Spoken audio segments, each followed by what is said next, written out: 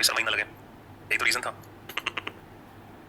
चलिए साहब, sir RRB का एग्जाम में आपका पढ़ाया हुआ 100% आया था बट अभी तो तुमने पढ़ाई किया, अभी तो कुछ पढ़ाई नहीं है, अभी तो बहुत कम ही पढ़ा है, और जब सब कुछ पढ़ लोगे तो फिर। जी चलिए साहब, तो फाइनली बेटा हम जो डाइस टॉपिक है उसमें टोटल 4 केसेस पढ़ चुके हैं डाइस टॉपिक में। अब मैं आपको याद दिला दूं हम क्या क्या चीजें पढ़ चुके हैं डाइस टॉपिक के अंदर। देखो हम 1 फिगर वाले सारे क्वेश्चन सॉल्व कर सकते हैं डाइस फिगर में, 1 फिगर वाले हम 2 फिगर वाले सारे क्वेश्चन सॉल्व कर सकते हैं, चाहे 2 फिगर में 1 कॉमन आ जाए, 2 कॉमन आ जाए या 2 कॉमन आ जाए, ठीक है।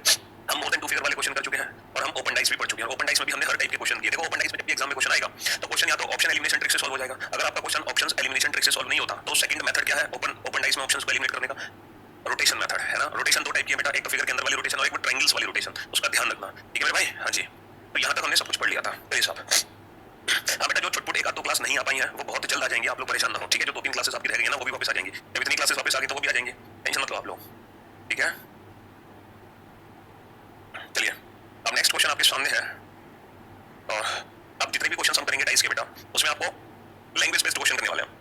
अब आप ये बता दो एक्चुअल में टोटल कितने क्वेश्चन सॉल्व कर लिए थे हमने, ये क्वेश्चन नंबरिंग गलत है, हमारी क्लास में टोटल कितने क्वेश्चन सॉल्व हो गए थे, हाँ 51 क्वेश्चन सॉल्व हो गए थे। चलो तो ये क्वेश्चन नंबर है 52, क्वेश्चन नंबर 52। देखो इसकी हिंदी कहाँ है, हिंदी में मैं बताऊं इस क्वेश्चन को हिंदी में क्या लिखेंगे।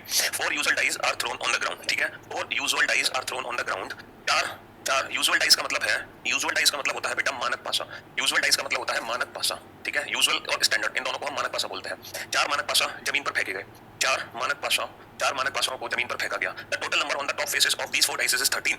इन चारों पासों की ऊपरी सतह का कुल योग 13 है। इन चारों पासों की ऊपरी सतह का कुल योग 13 है। इन चारों पासों की ऊपरी सतह का कुल योग 13 है। As the top faces showed 4, 3, 1 and 5। इन चारों पासों की ऊपरी सतह का योग 13 है और इन चारों पासों की ऊपरी सतह क्रमशः है 4, 3, 1, 5 है। इन चारों पासों की ऊपरी सतह क्रमशः 4, 3, 1, 5 है। इन चारों पासों की ऊपरी सतह क्रमशः 4, 3, 1, 5 है। 4 मानक पासों को जमीन पर फेंका गया और इन चारों पासों की ऊपरी सतह क्रमशः 4, 3, 1, 5 है। ये क्वेश्चन है बेटा। तो हमसे क्या पूछा गया है, what is the total number of the faces touching the ground. तो हमसे पूछा गया है तो निचली चारों पासों की निचली सतहों का कुल योग कितना होगा, चारों पासों की निचली सतहों का कुल योग कितना होगा, चारों पासों की निचली सतहों का कुल योग कितना होगा। क्वेश्चन समझ आ गया, हिंदी में आप लोगों ने लिख लिया होगा, ठीक है। हाँ जी, तो मेरे भाई अगर ये चारों मानक पासा है तो अगर ऊपरी सतह पे 4 है तो इसके नीचे क्या होगा 3, ऊपर 3 है तो इसके नीचे क्या होगा 4, ऊपर 1 है तो इसके नीचे क्या होगा 6, ऊपर 5 है तो इसके नीचे क्या होगा 2। भैया हमें पता है जो मानक पासा होता है उसमें हर 2 विपरीत सतहों का योग होता है 7, ठीक है। तो इन चारों पासाओं की निचली सतहों का कुल योग कितना हो गया, 3 और 4 7, 7 और 6 13, 13 और 2 15। Option C is the right answer, option C is the right answer. बड़ा सिंपल सा क्वेश्चन था, ऐसा नहीं कि बहुत ज्यादा दिमाग लगाने की जरूरत थी, बहुत ही बेसिक सा क्वेश्चन था। बस इस क्वेश्चन में हमें इंग्लिश में एक वर्ड नया सीखने को मिला, यूजुअल डाइस। यूजुअल डाइस भी बेटा मानक पासा के लिए ही यूज होता है, ठीक है।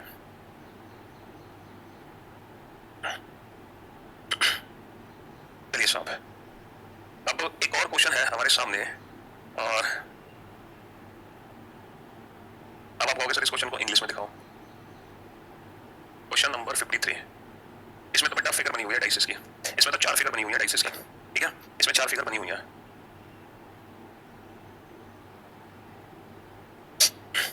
हाँ देखो पिछले वाले क्वेश्चन में एक बच्चे ने बिल्कुल सही कहा है, इनका नाम है ठाकुर साहब।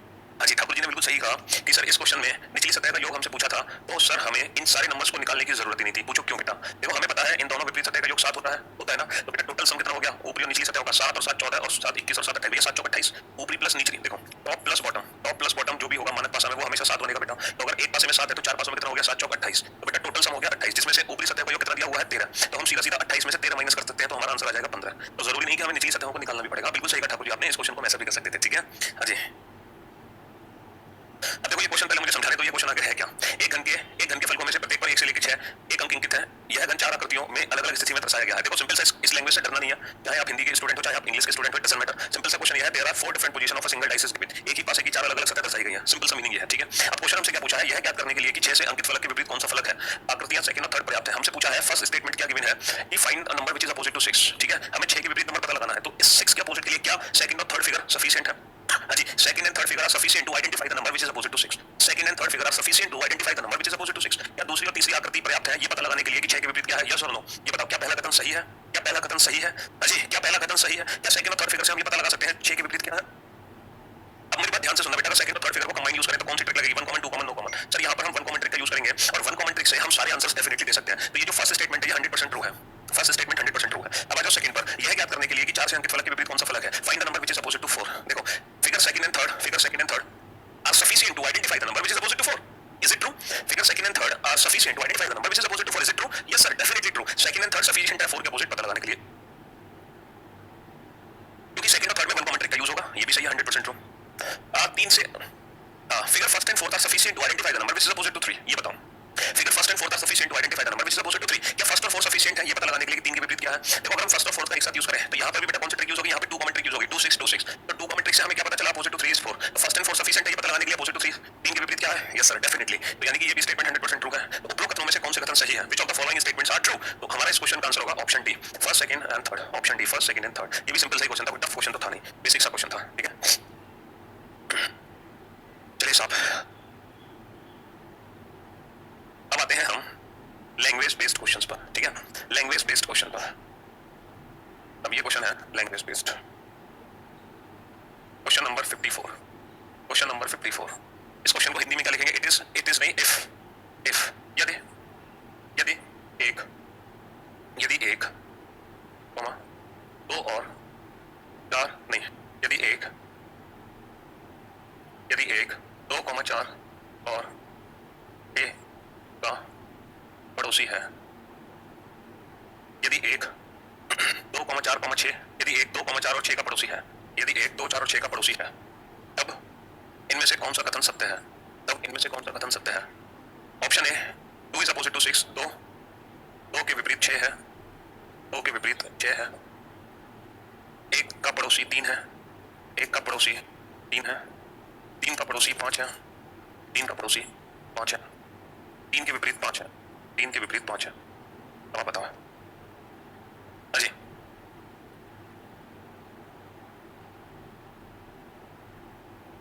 बड़ा सिंपल सा क्वेश्चन है। अब आप लोग मेरी बात ध्यान से सुनना, ठीक है। अगर मैं आपको कुछ बातें बता दूं, कुछ बातें आपको समझा दूं। देखो, ये एक पासा है और ये एक स्टैंडर्डाइज है मानक पासा, ठीक है। ये एक स्टैंडर्डाइज है मानक पासा और इस पासे के जो नंबर्स है वो कुछ इस प्रकार हैं, 1 2 3 and opposite to 1 is 6, opposite to 3 is 4 and opposite to 2 is 5। आप लोग मुझे बताओ इस स्टैंडर्डाइज में अपोजिट टू 2 के विपरीत क्या है? Opposite to 2 is 5 definitely. अब ये बताओ 2 के पड़ोसी कौन कौन है? Adjacent to 2, adjacent to 2। तो हमें बहुत अच्छे से पता है, हमें बहुत अच्छे से पता है कि जो विपरीत सतह होती है उस सतह को छोड़कर बाकी जितनी भी सतह है वो एडजेसेंट होती है, वो पड़ोसी होते हैं। तो बेटा 2 के विपरीत 5 है तो 5 नंबर को हटा दो। अब 5 के अलावा कौन कौन से नंबर बचे? 1 3 4 और 6।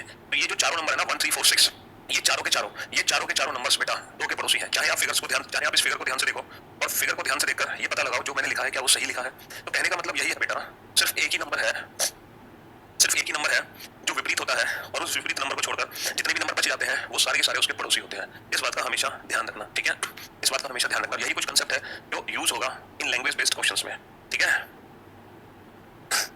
चलिए अगर इस क्वेश्चन को ध्यान से देखो बेटा, अगर एक के पड़ोसी 2 4 6 है तो इनमें से कौन सा कथन 100% ट्रू है? तो मुझे एक बात बताओ मेरे भाई, मेरे दोस्त, एक का पड़ोसी 2 4 6 है तो मुझे एक बात बताओ तो फिर एक के विपरीत क्या होगा? एक के विपरीत क्या होगा? अगर एक के पड़ोसी 2 4 6 है तो एक के विपरीत कौन सी संख्या होगी? आप ये बताओ। Find the number which is opposite to 1, find the number which is opposite to 1। ये बताओ एक के विपरीत कौन सी संख्या होगी? सिर्फ आप मुझे इस क्वेश्चन का आंसर दो। देखो बेटा, एक के विपरीत 2 नहीं हो सकता, एक के विपरीत 4 नहीं हो सकता, एक के विपरीत 6 नहीं हो सकता। क्यों? क्योंकि ये तो पड़ोसी है, जो पड़ोसी है वो विपरीत हो नहीं सकते। तो बेटा एक के विपरीत या तो 3 होगा या 5 होगा। अपोजिट टू 1 इज ईदर 3 और 5, opposite to 1 is either 3 or 5, opposite to 1 is either 3 or 5। अब आप मुझे एक बात बताओ, opposite to 2 is 6, opposite to 2 is 6, क्या 2 के विपरीत 6 है? ये बात 100% ट्रू है। सर 2 के विपरीत 6 है ये बात 100% ट्रू नहीं है, इसकी सही होने की संभावना है। मतलब 2 के विपरीत 6 भी हो सकता है और 2 का पड़ोसी 6 भी हो सकता है, ये एक संभावना है, पॉसिबिलिटी। 1 is adjacent to 3, क्या बेटा जो 1 है वो 3 का पड़ोसी है? नहीं सर, जो 1 है वो 3 के विपरीत भी हो सकता है, तो ये भी एक संभावना है, पॉसिबिलिटी कि 1 और 3 पड़ोसी भी हो सकते हैं, 1 और 3 एक दूसरे के विपरीत भी आ सकते हैं। 3 is adjacent to 5। अच्छा मुझे एक बात बताओ, 3 is adjacent to 5, 3 और 5 एक दूसरे के पड़ोसी है। 3 and 5 are adjacent to each other, 3 and 5 are adjacent to each other, 3 और 5 एक दूसरे के पड़ोसी हैं। तो मुझे एक बात बताओ बेटा, क्या कभी भी 3 और 5 एक दूसरे के विपरीत आ सकते हैं? 3 is opposite to 5, क्या कभी भी 3 और 5 एक दूसरे के विपरीत आ सकते हैं? नेवर। ये स्टेटमेंट 100% फॉल्स है, 100%। क्यों? क्योंकि 3 और 5 कभी भी एक दूसरे के विपरीत नहीं आ सकते, क्योंकि 3 और 5 में से कोई एक ऐसा नंबर है जो 1 के अपोजिट है। तो इसलिए 3 और 5 आपस में एक दूसरे के अपोजिट तो हो नहीं सकते, क्योंकि इनमें से एक नंबर 1 के अपोजिट है। और जब 3 और 5 एक दूसरे के अपोजिट नहीं है और जो नंबर्स अपोजिट नहीं होते डाइस में वही तो एक दूसरे के पड़ोसी एडजेसेंट होते हैं। तो 3 is adjacent to 5, ये स्टेटमेंट 100% ट्रू है। तो option C is the right answer. तो सिंपल सी बात यह है कि ए और बी इन दोनों के सही होने की संभावना है। ये 100% फॉल्स है और ये 100% ट्रू है, ये 100% ट्रू है, ठीक है मेरे भाई, ये 100% ट्रू है। क्योंकि जो अपोजिट नहीं होते नंबर्स वही तो एडजेसेंट होते हैं, ठीक है। एडजेसेंट पड़ोसी का मतलब बेटा एडजेसेंट नेबर्स, एडजेसेंट निकटवर्ती सतह, निकटवर्ती सतह, निकटवर्ती एडजेसेंट नेबर्स, ठीक है।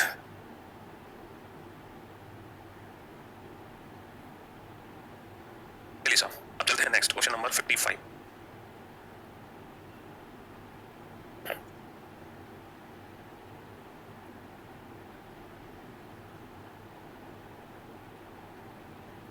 हाँ जी, इफ 1 is opposite to 5, यदि 1 के विपरीत 5 है इफ 1 इज अपोजिट टू 5, यदि 1 के विपरीत 5 और 2 के विपरीत 3 है, यदि 1 के विपरीत 5 और 2 के विपरीत 3 है, तो इनमें से कौन सा कथन सत्य है?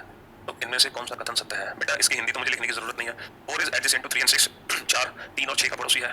2 इज एडजेसेंट टू 4 एंड 6, 2 4 और 6 का पड़ोसी है। 4 इज एडजेसेंट टू 5 एंड 6, 4 5 और 6 का पड़ोसी है। अच्छा 6 इज एडजेसेंट टू 3 एंड 4, 6 3 और 4 का पड़ोसी है। अब बताओ जल्दी से। हाँ बेटा एक वीडियो नहीं चलेंगे, वो जल्दी से चलने लगेंगे, घबराने की जरूरत नहीं है। बेटा क्लॉकवाइज का मतलब होता है in the direction of clock. घड़ी देखिए आपने, घड़ी है ना, वॉल क्लॉक, दीवार घड़ी देखिए आपने कैसे घूमती है बेटा दीवार घड़ी, इन the direction of clock. Clockwise जब हम बोलते हैं ना क्लॉकवाइज, तो उसका मतलब होता है in the direction of clock. जैसे घड़ी चलती है हमारी, घड़ी देखो ऐसे चलती है, घड़ी ऐसे घूमती है ऐसे, इन द डायरेक्शन ऑफ क्लॉक। इसको हिंदी में कहते हैं दक्षिणावर्त। अच्छा एंटी क्लॉकवाइज जो होता है, एंटी क्लॉकवाइज ये होता है अपोजिट टू क्लॉक, घड़ी के विपरीत दिशा में। अब घड़ी ऐसे घूमती है ना, तो घड़ी की विपरीत दिशा क्या होगी बेटा? घड़ी की विपरीत दिशा ये होगी, तो ये होती है एंटी क्लॉकवाइज डायरेक्शन। इसमें क्या दिक्कत है? In the direction of clock clockwise, in the direction of opposite to clock anti clockwise. इसको हिंदी में बोलते हैं वामावर्त, इसको हिंदी में बोलते हैं दक्षिणावर्त। ठीक है चलो साहब, तो ये तो एक छोटे से बच्चे का डाउट था कि क्लॉक और एंटी क्लॉक में क्या डिफरेंस होता है। हाँ जी, तो हम अपने क्वेश्चन पर वापस आते हैं। यदि 1 is opposite to 5, if 1 is opposite to 5, if 1 is opposite to 5 and 2 is opposite to 3 and definitely 4 is opposite to 6 and definitely 4 is opposite to 6, तो बेटा ये डाइस का सॉल्यूशन है। अब हमसे क्या पूछा है? 4 is adjacent to 3 and 6, क्या 4 3 और 6 का पड़ोसी है? बेटा 4 कभी भी 6 का पड़ोसी नहीं बन सकता, 4 कभी भी 6 का पड़ोसी नहीं बन सकता। 3 का तो है बट 6 का नहीं है। 2 is adjacent to 4 and 6, क्या बेटा 2 4 और 6 का पड़ोसी है? 2 4 और 6 का पड़ोसी हो सकता है डेफिनेटली, क्योंकि 2 के विपरीत 3 है और 3 नंबर को छोड़कर 2 सभी के एडजेसेंट है, सभी के नेबर है, तो definitely 2 is adjacent to 4 and 6। अच्छा 4 is adjacent to 5 and 6, 4 is adjacent to 5 and 6, 4 और 6 कभी भी एक दूसरे के एडजेसेंट नहीं हो सकते। 6 is adjacent to 3 and 4, 6 and 4 कभी भी एक दूसरे के एडजेसेंट नेबर्स नहीं हो सकते, पड़ोसी नहीं हो सकते, निकटवर्ती नहीं हो सकते। तो definitely option B is the right answer, definitely option B is the right. बेटा लैंग्वेज बेस्ड क्वेश्चन है, इन क्वेश्चंस में कहीं भी आपको डाइस की फिगर देखने को नहीं मिलेगी। ठीक है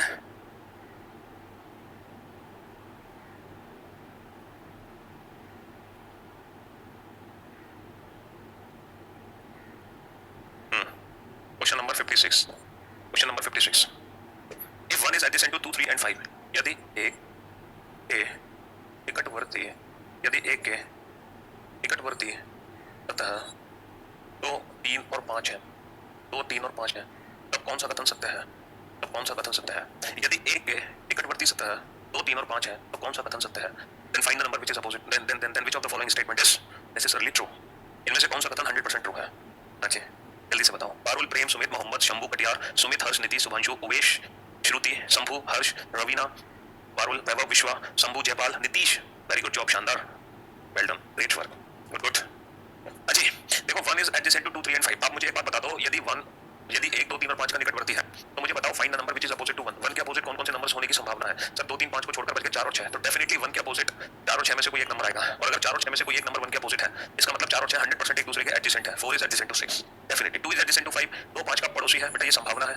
1 is adjacent to 6, 1 is adjacent to 6, ये भी एक संभावना है। And 1 is adjacent to 4, 1 is adjacent to, ये भी एक संभावना है। बट जो 100% ट्रू है वो ऑप्शन ए है। Definitely 4 and 6 are adjacent to each other, क्योंकि ये कभी भी एक दूसरे के अपोजिट नहीं आ सकते, ये कभी भी एक दूसरे के अपोजिट नहीं आ सकते, तो ये डेफिनेटली एक दूसरे के एडजेसेंट है, नेबर से निकटवर्ती है। ठीक है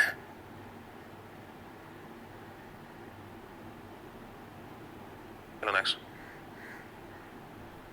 क्वेश्चन नंबर 57। हाँ जी, if 1 is opposite to 2 and adjacent to 3 and 4, then which of the following statement is 100% true? यदि यदि एक के विपरीत, यदि एक के विपरीत 2 है, तब कौन सा कथन सत्य है? यदि एक के विपरीत 2 है, तब कौन सा कथन सत्य है? यदि एक के विपरीत 2 है, तब कौन सा कथन सत्य है? बेटा हमें इसको पढ़ने की जरूरत ही नहीं है, क्योंकि अगर एक के विपरीत 2 है, तो बेटा जो एक है ना, वो 3 4 5 और 6 इन चारों नंबर का नेबर से एडजेसेंट है, तो ये तो लिखने की जरूरत ही नहीं थी, ये तो कॉमन सेंस है। ठीक है मेरे भाई, तो हमें बताना है यदि एक के विपरीत 2 है, तो इनमें से कौन सा कथन 100% ट्रू है? 2 इज एडजेसेंट टू 6, बेटा 2 6 का पड़ोसी है 100%। क्यों? क्योंकि 1 अगर 2 के अपोजिट है और 2 1 के अपोजिट है, तो इसका मतलब 1 को छोड़कर 2 की जो एडजेसेंट है वो कौन कौन से हैं? 3 4 5 एंड 6, तो बेटा 2 and 6 are definitely adjacent to each other. 3 is adjacent to 4, possibility है। 4 इज एडजेसेंट टू 6, पॉसिबिलिटी है। And 3 is adjacent to 5, possibility है। But 100% true option A. ठीक है, बट 100% ट्रू ऑप्शन ए। समझ रहे मेरी बात? चलिए नेक्स्ट क्वेश्चन पे आइए।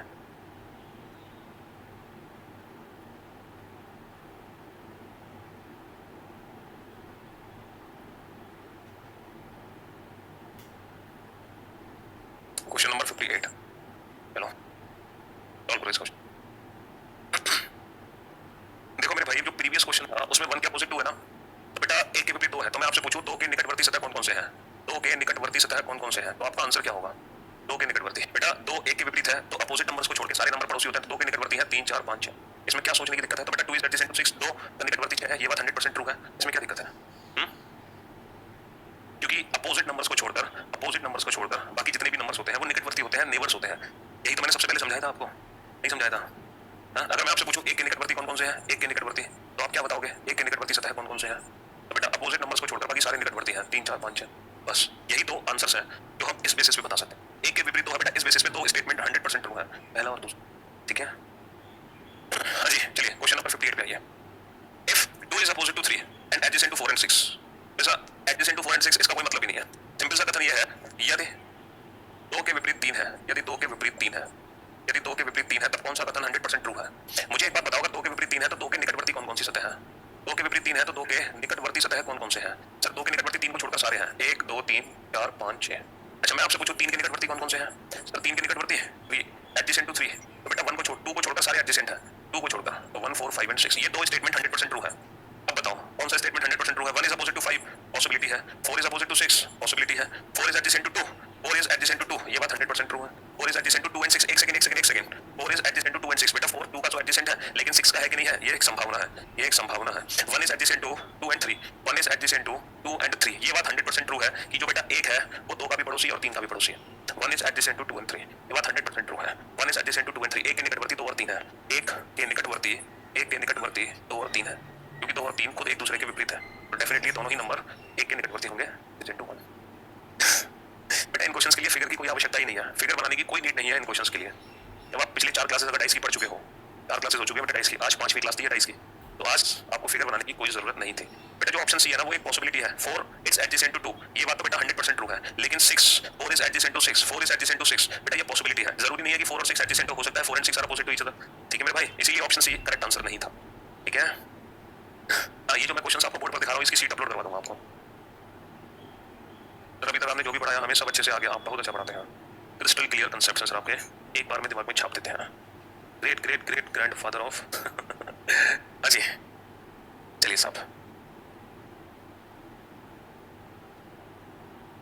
अब आइए नेक्स्ट क्वेश्चन पे, और इस क्वेश्चन को ध्यान से समझना, ये क्वेश्चन लिखा क्या है, ठीक है? क्वेश्चन नंबर 59 है, इस क्वेश्चन को ध्यान से पढ़ो।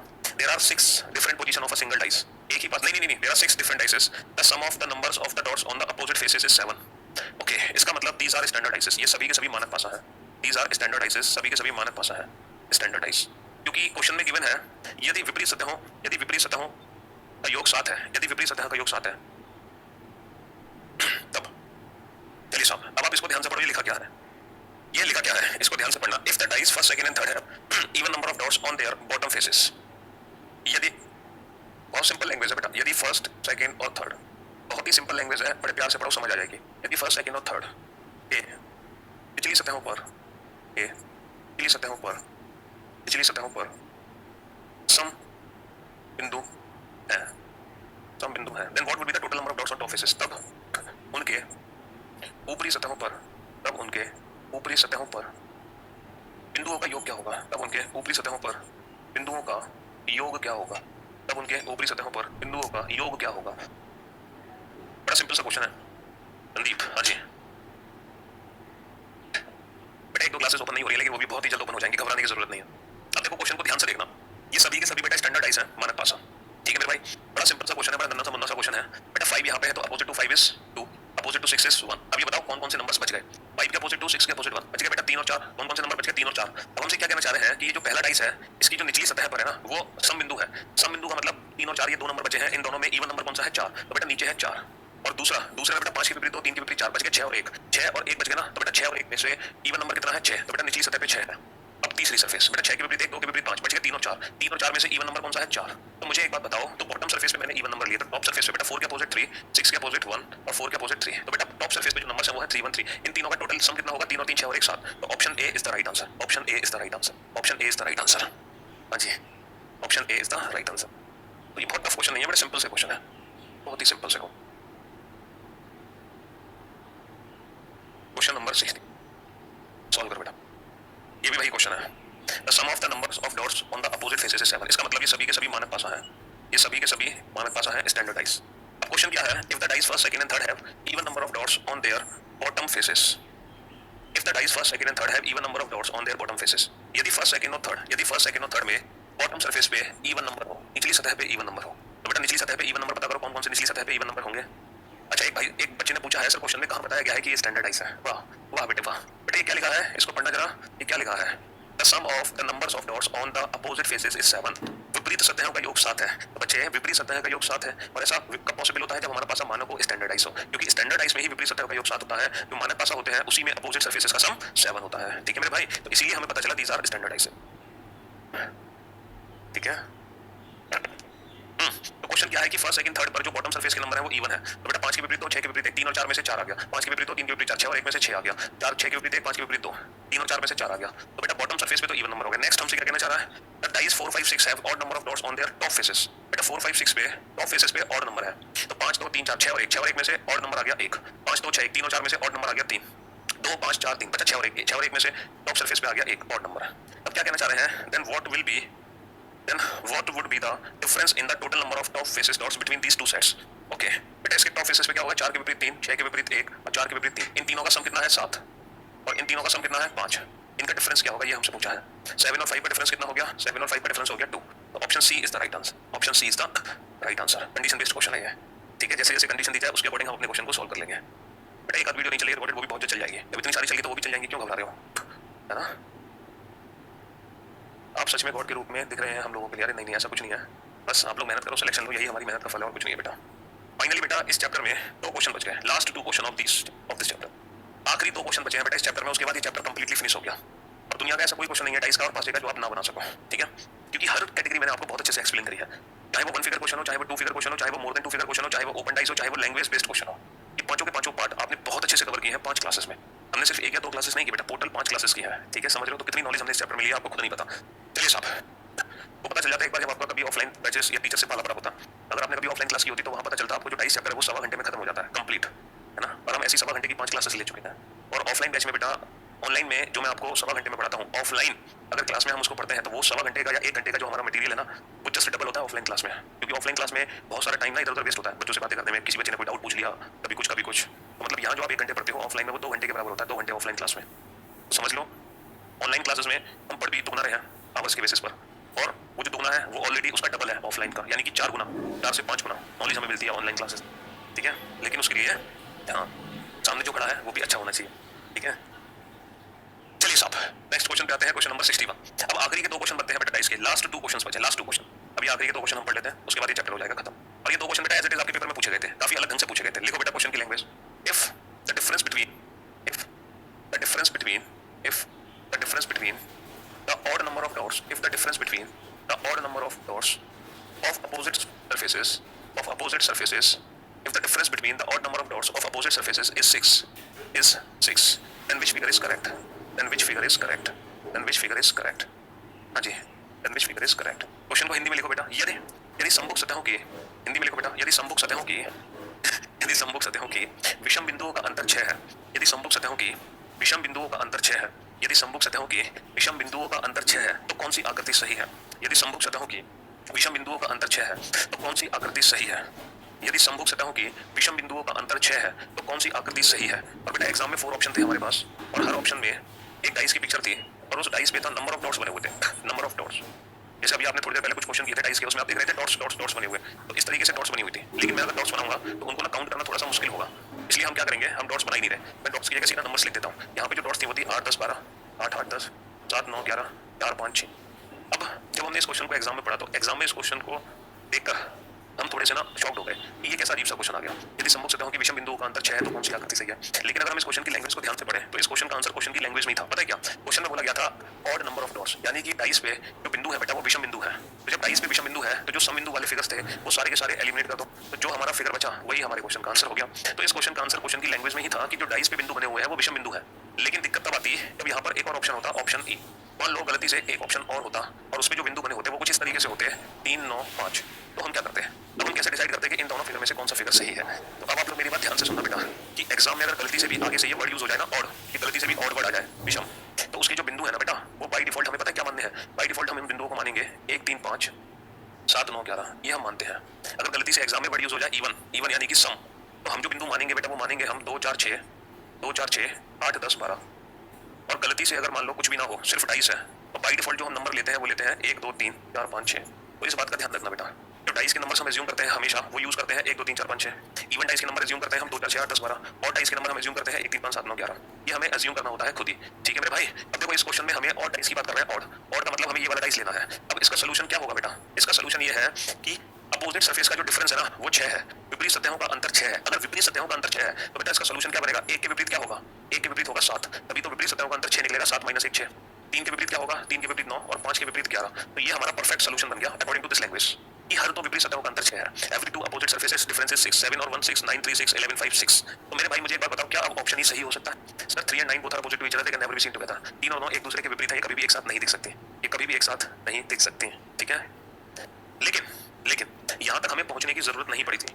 हमने इस क्वेश्चन को 2 क्वेश्चन की लैंग्वेज पढ़ के ही सॉल्व कर दिया 2 सेकंड के अंदर। लेकिन फिर भी अगर मान लो हमें डीपली इस क्वेश्चन को समझना था विद कांसेप्ट, तो ये इस क्वेश्चन का कांसेप्ट है। अगर मान लो गलती से एक और फिगर मैं बना दूं, बताना क्या ये फिगर सही होगी इस लैंग्वेज की? 1 5 7, ये वाली फिगर ठीक है? सर ये भी फिगर गलत है क्योंकि 1 and 7 both are opposite to each other, they can never be seen together. ये भी फिगर गलत है। ठीक है, तो वही फिगर सही होगी जो इसको जस्टिफाई करेगी, इस सॉल्यूशन को जस्टिफाई करेगी। ठीक है, ऐसा ही बेटा एक और क्वेश्चन आया था एग्जाम में और इस चैप्टर का आखिरी क्वेश्चन लिखो। यदि यदि समभुज सतहों का यदि समभुज सतहों का अंतर 3 है तब कौन सी आकृति सही है? If the difference between the number of dots of opposite surfaces is 3, then which figure is correct? देखो मिलता जुलता क्वेश्चन है, अब बताओ कौन सी आकृति सही है? Option A, option B, option C and option D.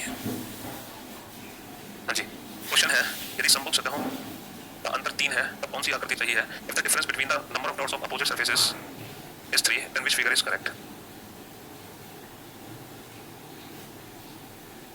अब आप सोच रहे होगे कि सर पुराने वाले जो क्वेश्चन है इसमें हमें ऑड नंबर ऑफ डॉट्स दी गई थी तो हमने ये वाला डाइस अज्यूम किया था। लेकिन ये जो क्वेश्चन है इस क्वेश्चन में ना तो ऑड है ना इवन है। और मैंने आपको बताया जब ऑड और इवन नहीं हो यानी कि सिर्फ डाइस हो तो जो डाइस के नंबर्स होते हैं वो होते हैं 1 2 3 4 5 6। तो जब ना ऑड ना इवन तो जो डाइस के नंबर्स होते हैं वो नंबर्स होते हैं 1 2 3 4 5 6। अब आप मुझे बताओ यहाँ पर 1 2 3 4 5 6 तो है ही नहीं, तो बस option D is the right answer. तो ये भी क्वेश्चन की लैंग्वेज से ही हो गया डायरेक्ट। लेकिन अगर इस क्वेश्चन का परफेक्ट सोल्यूशन चाहिए तो बेटा परफेक्ट सोल्यूशन क्या होगा? हर दो अपोजिट सरफेस का डिफरेंस होना चाहिए 3। तो बेटा 1 के अपोजिट कितना आएगा ताकि डिफरेंस 3 हो जाए? 1 के अपोजिट 4, 2 के अपोजिट 5 और 3 के अपोजिट 6। यानी कि ये इस क्वेश्चन का परफेक्ट सोल्यूशन है। कि हर दो अपोजिट सरफेस का डिफरेंस कितना है? 3 है। इस बेसिस पर अगर मान लो गलती से एक ऑप्शन होता कुछ इस तरीके से 1 3 4, तो इस ऑप्शन को हम गलत कर सकते थे। क्यों? क्योंकि 1 and 4 are opposite to each other, they can never be seen together. तो फाइनली ये जो डाइस टॉपिक है अब हम कंप्लीटली फिनिश कर चुके हैं। आप हर क्वेश्चन को सॉल्व कर सकते हो, चाहे कोई भी क्वेश्चन आ जाए इस चैप्टर में, कैसा भी क्वेश्चन आ जाए। पांचों केसेस हम बहुत अच्छे से समझ चुके। ठीक है मेरे भाई, बेटा क्लास फर्स्ट का जो एक क्वेश्चन बच गया था ना जिसमें मैं आपको उस क्वेश्चन की हिंट देता हूं जिसमें 2 ऑप्शन बच गए थे और हम रोटेशन भी चेक नहीं कर पा रहे थे, उसमें पता आपको क्या करना होगा? उसमें एक काम करना होगा, आपको दोनों ही ऑप्शंस को क्वेश्चन मार्क की जगह रखना पड़ेगा और आप उस फिगर को किसी और पुरानी फिगर से मैच करा के आंसर्स निकालो। अगर आपके आंसर्स पुराने वाले आंसर से मैच हो जाए तो वो ऑप्शन आपका परफेक्ट है, अगर मैच ना हो तो वो ऑप्शन गलत। तो एक ऐसा क्वेश्चन है जिसमें आपको दोनों ही ऑप्शंस को रखना पड़ेगा in place of question mark और फिर वो बनेगी डाइस की थर्ड फिगर और उस फिगर से और किसी और फिगर से आप डाइस का सोल्यूशन निकालो। अगर आपके सोल्यूशन पुराने सोल्यूशन से मैच होते हैं तो वो सही है वरना वो गलत है। ठीक है, चलिए साहब बता दो 10 नंबर क्वेश्चन को कैसे करना है। हाँ जी, चलिए तो मुलाकात करते हैं आपसे आज की क्लास में हम यही समाप्त करते हैं। आज के लिए बस इतना ही, मुलाकात करते हैं कल। तब तक के लिए goodbye, take care yourself, thank you so much, bye bye, love you all, take care, thank you so much, love you बेटा, लव यू टू।